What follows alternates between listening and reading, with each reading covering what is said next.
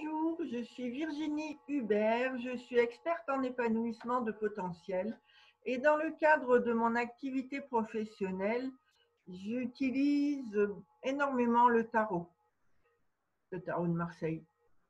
Dans cette vidéo, je vais vous montrer comment vous pouvez demander un conseil au tarot pour une situation que vous avez besoin de clarifier ou pour laquelle vous aimeriez recevoir un éclairage.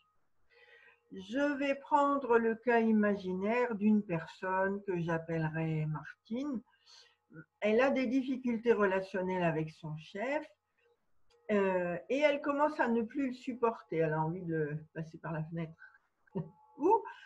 ou de quitter l'entreprise. Donc voilà, elle en est arrivée à un stade où il est important de faire quelque chose. Ne sachant pas comment s'y prendre, elle a posé la question au tarot, le tarot de Marseille, qu'est-ce qui peut m'aider à améliorer ma relation avec mon chef? Elle sélectionne les cartes 1, 5 et 10. Voilà.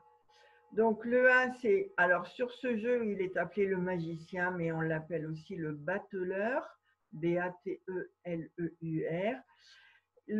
La carte 5, c'est le hiérophante sur ce jeu, mais c'est aussi le pape. Et dans la carte 10, c'est la roue de fortune. Voilà. Donc la 1 nous parle évidemment de démarrage. Le 1, il démarre, c'est de l'innovation. Ça donne à Martine l'idée de prendre des initiatives, d'aller de l'avant, de procéder d'une façon différente de d'habitude, d'oser s'affirmer. Donc, cette carte a incité Martine à passer à l'action. Le 5 va lui suggérer, donc vous voyez, on voit un pape ici et on voit des disciples qui écoutent les enseignements du pape, qui échangent avec lui. Et donc, le 5 nous parle de communication, de mettre des mots sur son ressenti, de se libérer de ce qu'elle n'aime pas. Et donc, cet arcane lui donne l'idée de demander à rencontrer son chef pour lui expliquer ce qui est difficile pour elle.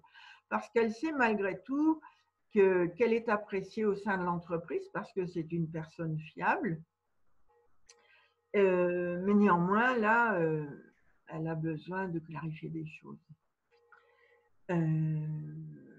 Voilà. Et avec l'arcane 10, alors avec l'arcane 10, on voit une drôle d'installation. On voit une roue qui tourne dans un certain sens. Au-dessus, il y a une sphinge. Donc, c'est comme le sphinx, le symbole de la connaissance en Égypte.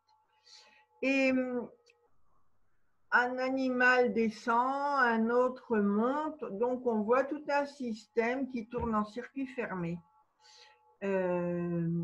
Voilà. Et donc, on retrouve le 1, c'est 10. On retrouve le 1, un 1 plus un 0.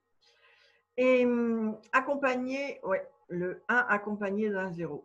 Cette carte nous parle d'un nouveau départ.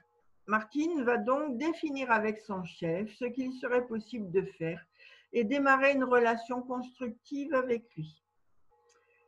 Cette façon de fonctionner était vraiment nouvelle pour elle parce que Martine était une personne discrète et jusque-là, elle avait tendance à ne rien dire, à supporter beaucoup, à tout encaisser sans se manifester, jusqu'au ras-le-bol puissant qui l'a incité à demander conseil au tarot.